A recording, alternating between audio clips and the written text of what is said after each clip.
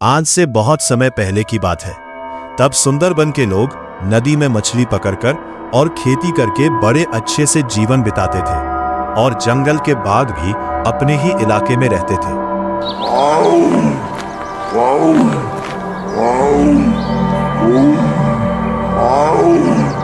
देखो, जंगल के अंदर वो दो बाघ कैसे दहड़ते हुए जा रहे हैं। कहीं वो इस तरफ नदी के किनारे तो नहीं आ जाएंगे? नहीं नहीं, तुम चिंता मत करो। जब तक हम अपने इलाके में हैं, तब तक बाघ इस तरफ नहीं आएंगे। बाघ दहड़ते हुए और भी दूर जंगल के गहराइयों में चले जाते हैं।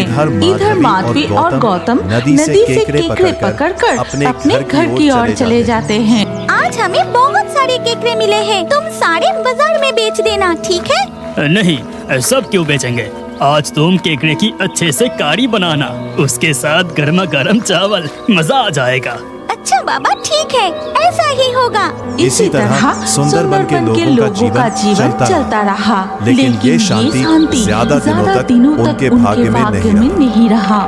एक दिन गहरी रात में जब चारों ओर सन्नाटा था, सब सो रहे थे, तभी आसमान से एक उल्का पिंड आकर सुंदरबन के जंगल में गिरता है। अरे सुनते हो? ए जी, सुनते हो? अरे सुनो ना। इतनी रात को तुम्हें क्या हुआ? मुझे जगाए क्यों? वो आवाज सुनी तुमने? कितनी जोर से आवाज हुआ, जैसे सैकड़ों पटाखे एक साथ फूटे। ये क्या कह रही हो? वो कुछ नहीं था, लगता है तुम सपना देख रही थी। सो जाओ।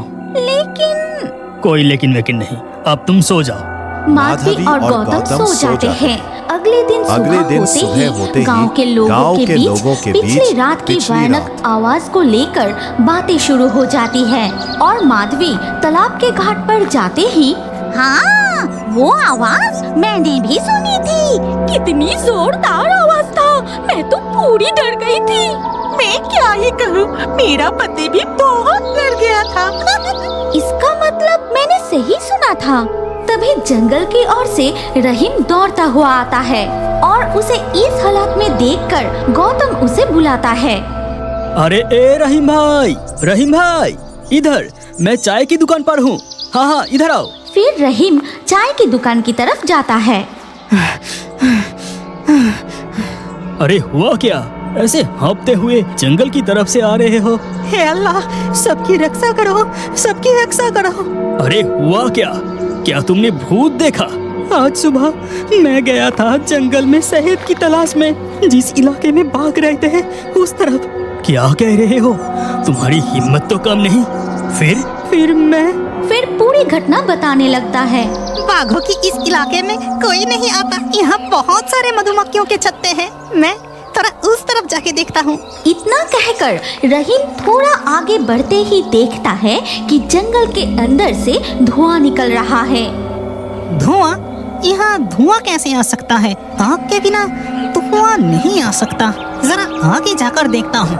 रहीम धुआं देखकर आगे बढ़कर देखता है कि एक दो पेड़ जलकर उनमें से धुआं निकल रहा है और थोड़ी दूर पर दो बाघ पड़े हुए हैं। मैंने सोचा शायद वो दो बाघ सो रहे हैं, लेकिन नहीं, उनके शरीर में जान नहीं थी। फिर क्या हुआ? अरे कहो। मैंने देखा कि उस पत्थर से अचानक काले धुआं जैसा कुछ निकला, फिर एक बाघ के शरीर में घुस गया और देखा कि वो बाघ पहले जैसा नहीं रहा। उसका शरीर काला हो गया और फिर हिलने लगा।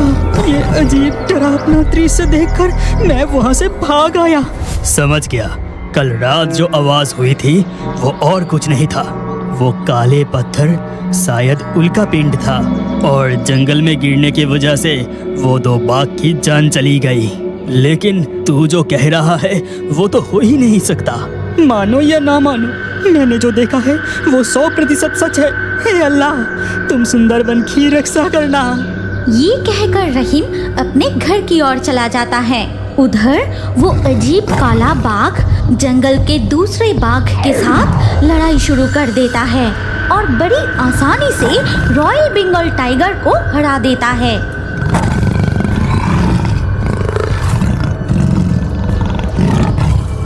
डरावनी गर्जना से तोता का झुंड उड़ जाता है। काला बाघ मानो ऐलान करता है कि अब से वो सुंदरबन का राजा है, बाकी बाघ प्रजा बनकर रहेगा। इसके बाद से सारे बाघ उसके सामने सिर झुकाकर खड़े हो जाते हैं। फिर काला बाघ अपने भाषा में सारे बाघों से कहता है, अब से तुम सब मेरे लिए शिकार करके लाओगे, सिर्फ इस जंगल में नहीं, गांव में, बाजार में, जहां भी शिकार दिखेगा वहां से पकड़ लाओगे। जा, चारों तरफ फैल जा। काले बाघ के आदेश पर बाकी बाघ उनके इलाके से निकलकर गांव में घुसने लगते हैं। नदी किनारे शिकार करने के लिए चुपचाप खड़ा रहता है और इस तरह से सुंदरबन में बाघों का आतंक शुरू हो जाता है। अचानक ऐसा क्या हुआ? बाघ अपने इलाके को छोड़कर गांव में घुसने लगे। मुझे कुछ समझ नहीं आ रहा।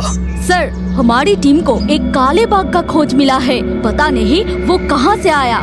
इतने सालों से सुंदरबन में नौकरी कर रहा हूँ, कभी काला बाघ नहीं देखा। आखिर बात क्या है? सर, खबर मिली है कि वही काला बाघ बाकी बाघों का सरदार बन गया है और उसके आदेश पर बाकी बाघ शिकार करके उसी को लाकर दे रहा है। Very strange. सुंदरबन के बाघ कभी ऐसा बर्ताव नहीं करता। कुछ न कुछ करना ही पड़ेगा, नहीं तो वो काला बाघ।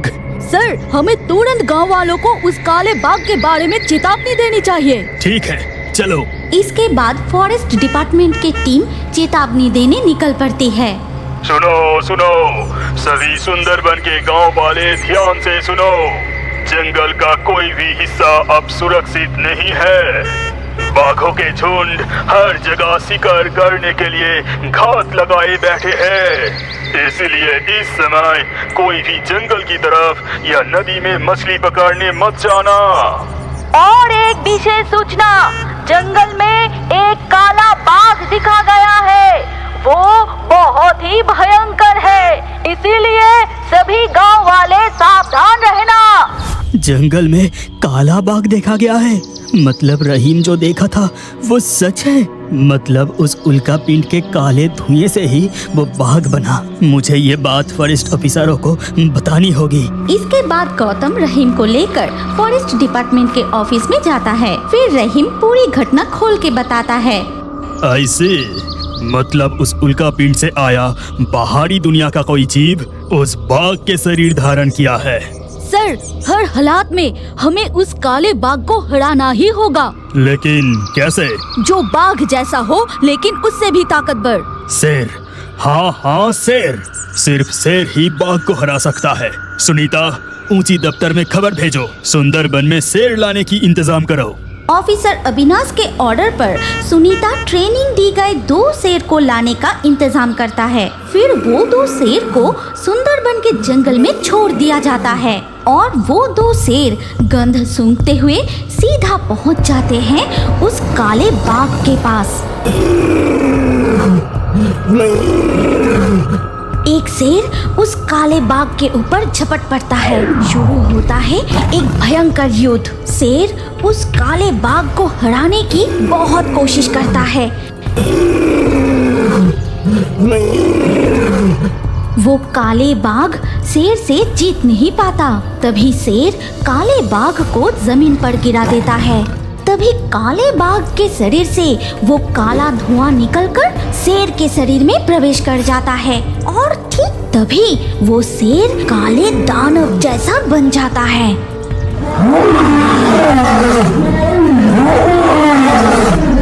अब मैं बनूंगा इस सुंदरबन जंगल के राजा। इस जंगल की सभी रॉयल बंगाल टाइगर बनेगा मेरा प्रजा। अब मुझे कोई नहीं हरा सकता। तो मेरे प्यारे सब्सक्राइबर, मैं गाय की भूत हूँ। अगर आप मुझे कमेंट करोगे, अपना नाम लिखोगे, तो मेरी कार्टून वीडियो में आपका नाम भी आएगा। तो बच्चों, कैसी लगी आपको ये